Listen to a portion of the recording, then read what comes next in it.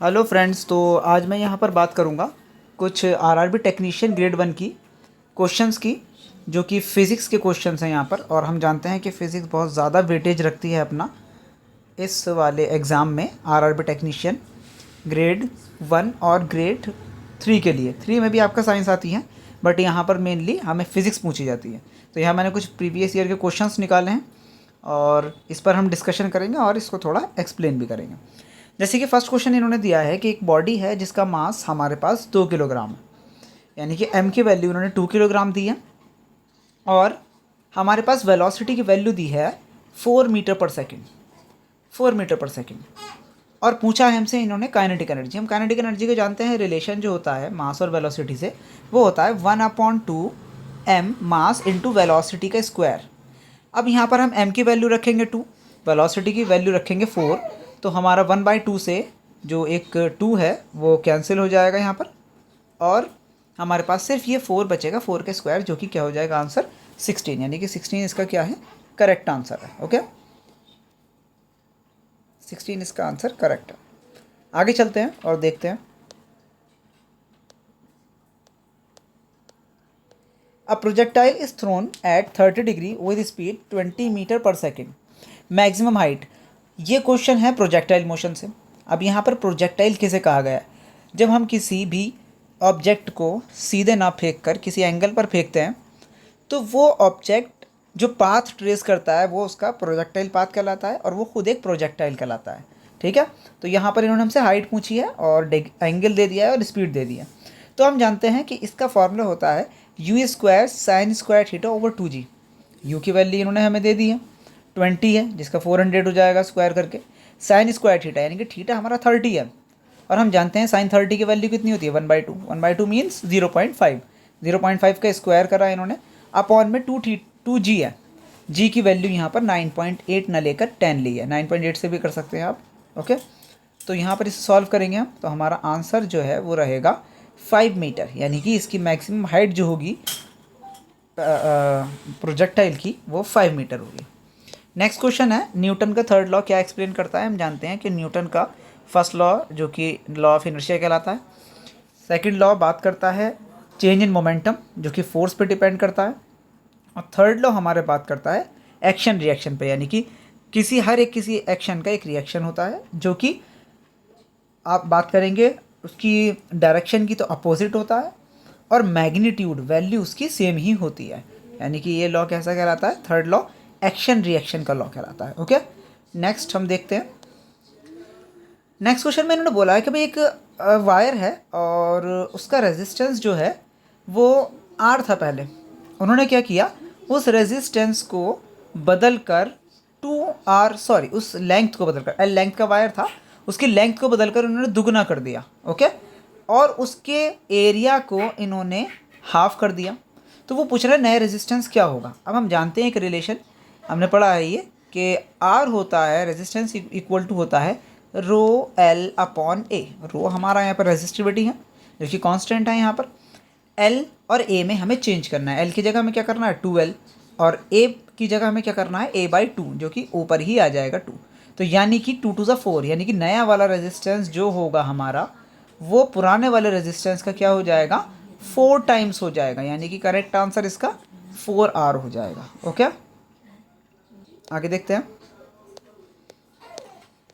Which law relates current voltage and resistance. हमने Ohm's law पढ़ा है, जो कि क्लास 10th में बड़ा फेमस रहता है। तो इस लॉ के अकॉर्डिंग ये कहा जाता है कि हमारा जो करंट है वो डायरेक्टली डिपेंड करता है, प्रोपोर्शनल होता है किस पर, वोल्टेज अप्लाइड पर। तो जिससे हमारे एक रिलेशन निकल कर आता है V = IR। ओके, याद रखिएगा, करंट डिपेंड करता है वोल्टेज पर। ओके, तो जब हम एक कांस्टेंट इंट्रोड्यूस करते हैं तो I = V/R हो जाता है, और V = IR। तो ये हमारा बहुत ज़्यादा फेमस है ये रिलेशन, वोल्टेज, करंट और रेजिस्टेंस में। आगे देखते हैं, यानी कि इसका आंसर क्या रहेगा? इसका आंसर रहेगा Ohm's law. Okay, next question देखते हैं। एक 220 वोल्ट का बल्ब है जो कि 100 वाट पावर कंज्यूम करता है। करंट बताइए कितना जाएगा उसमें। अब इसके लिए पावर के फॉर्मूले बहुत हैं हमारे पास। P = VI, P = I² upon R, sorry I² R, v²/r, लेकिन हमारे पास ये फार्मूला डायरेक्ट है तो ये डायरेक्ट फार्मूला यहाँ पर लग जाएगा और हम आंसर निकालेंगे इसका। तो p यानी कि 220 अपॉन क्या हो जाएगा, सॉरी 100 अपॉन क्या हो जाएगा 220। तो आंसर हमारा रहेगा इसका 0.45। ओके, क्योंकि i इजिकल टू क्या हो जाएगा p upon v। Okay, next, lens use to correct myopia. Myopia में हम जानते हैं कि हमें जो करीब की चीज़ें वो साफ दिखाई देती हैं, दूर की नहीं। इसमें क्या होता है, हमारी आई बॉल जो है वो बड़ी हो जाती है। ओके, अब जब आई बॉल बड़ी हो जाएगी तो यहाँ पर रेटिना पर न बनकर यहाँ पर इमेज बनती है। तो इसलिए हम लोग कॉन्केव लेंस यूज़ करते हैं जो कि रेस को फैला देता है और वो जाकर रेटिना पर मिलती हैं। ठीक है, तो यहाँ हमारा नेक्स्ट क्वेश्चन है रिफ्रैक्टिव इंडेक्स ऑफ वाटर। हमें वाटर का रिफ्रैक्टिव इंडेक्स निकालना है। अगर स्पीड ऑफ लाइट वाटर में कितनी है 2.25 इंटू 10⁸ मीटर पर सेकेंड। हमारे पास डायरेक्ट रिलेशन होता है इसका कि रिफ्रैक्टिव इंडेक्स होता है speed of light in vacuum upon speed of light in given medium. तो हमारे पास speed of light in vacuum तो हमें पता ही होना चाहिए 3 इंटू 10⁸ होती है। मीडियम में हमें दे रखी है 2.25 इंटू 10⁸। कैलकुलेट करेंगे तो आंसर रहेगा यहाँ पर 1.33।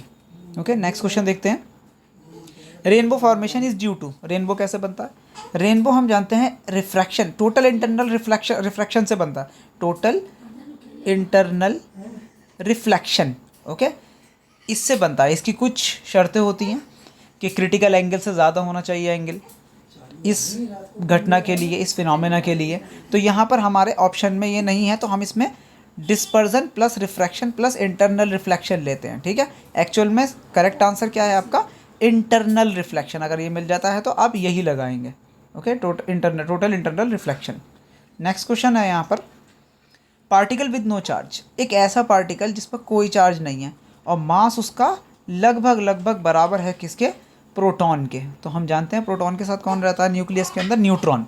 तो न्यूट्रॉन एक ऐसा चार्ज है कि इस पर कोई भी चार्ज नहीं होता, एक ऐसा पार्टिकल सॉरी कि इस पर कोई भी चार्ज नहीं होता और इसका मास लगभग बराबर होता है प्रोटॉन के मास के, जो कि कितना होता है, जो कि होता है 1.67 इंटू 10⁻⁻27 किलोग्राम। ओके, अप्रॉक्सीमेटली इतना ही उसका किलोग्राम में मास होता है।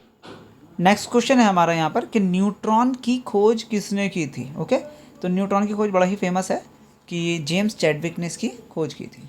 ठीक है, नेक्स्ट क्वेश्चन हम देखते हैं। नेक्स्ट क्वेश्चन का इन्होंने radiation use for cancer treatment, बहुत ज़्यादा पॉपुलर है ये कि गामा रेज हमारी जो हैं वो यूज़ की जाती हैं किसके लिए, कैंसर के ट्रीटमेंट के लिए। ओके, नेक्स्ट क्वेश्चन देखते हैं। First law of thermodynamic is based on, thermodynamic के तीनों लॉ बहुत इंपॉर्टेंट हैं, zeroth law, first law and second law.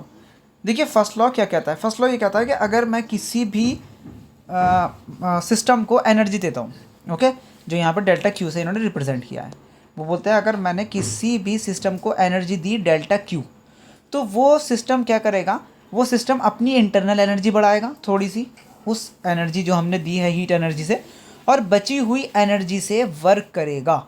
तो यानी कि जो हमने हीट दी है, हीट एनर्जी दी है, उसने दो चीज़ों में यूज़ किया, अपनी इंटरनल एनर्जी बढ़ाने में और जो भी उसने वर्क किया उसको यूज़ करने में। ओके, आगे चलते हैं। SI unit of entropy, entropy की एसआई यूनिट क्या है?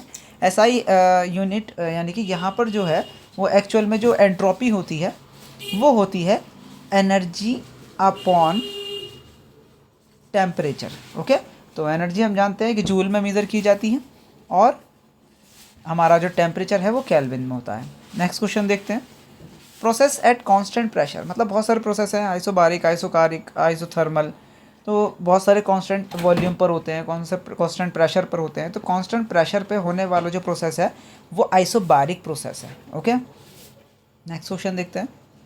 यूनिट ऑफ पावर, हम जानते हैं कि यूनिट ऑफ पावर जो है P इज इक्वल टू क्या होता है, work done per unit time. Okay, work done per unit time. तो वैसे तो इसकी जूल पर सेकंड हाँ होती है इसकी unit, but it is not given, तो हम उसे वाट से रिप्रेजेंट कर देते हैं, वाट से डिनोट कर देते हैं। ठीक है, आगे चलते हैं।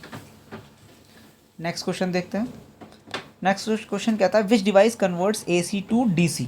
अब ये वाला क्वेश्चन आया है आपका सेमीकंडक्टर्स के चैप्टर से, जो कि हमारा मॉडर्न फिजिक्स में है, और वहाँ पर रेक्टिफायर पढ़ाया जाता है, half wave rectifier, full wave rectifier. तो वो क्या काम करता है, वो AC करंट को DC में चेंज करता है और यूज़ करता है किसका, जो हमारी डायोड्स होती हैं, ओके, PN जंक्शन डायोड्स होती हैं। SI unit of magnetic flux, magnetic flux की जो SI यूनिट होती है वो वेबर होती है। Which law explains electromagnetic induction. Electromagnetic induction बहुत ज़्यादा पॉपुलर है, फैराडे के लॉ हैं, जो कि उसने 2 लॉ दिए थे कि अगर किसी कॉइल में हम लोग करंट की वैल्यू को बढ़ाते हैं, कम करते हैं, तो उससे जो लिंक्ड फ्लक्स होता है वो चेंज होता है, और उसके फ्लक्स के चेंज होने से एक EMF जनरेट होता है, ठीक है, दैट इज़ इलेक्ट्रोमैग्नेटिक इंडक्शन। आज का लास्ट क्वेश्चन देख लेते हैं। विच mirror is used in vehicle headlights. Vehicle headlight में कौन सा मिरर यूज़ होता है, कॉनकेव मिरर। कॉनकेव मिरर के बिल्कुल यहाँ पर वो फोकस पर, बिल्कुल फोकस पर क्या रखते हैं, वो बल्ब रखते हैं, उससे आने वाली रेज जब रिफ्लेक्ट होकर जाती हैं तो वो बिल्कुल सीधी हमें पैरेलल लाइंस मिलती हैं, ठीक है। तो आज के लिए इतना ही, और क्वेश्चंस सही लगे हों तो लाइक, शेयर और सब्सक्राइब कर दीजिएगा।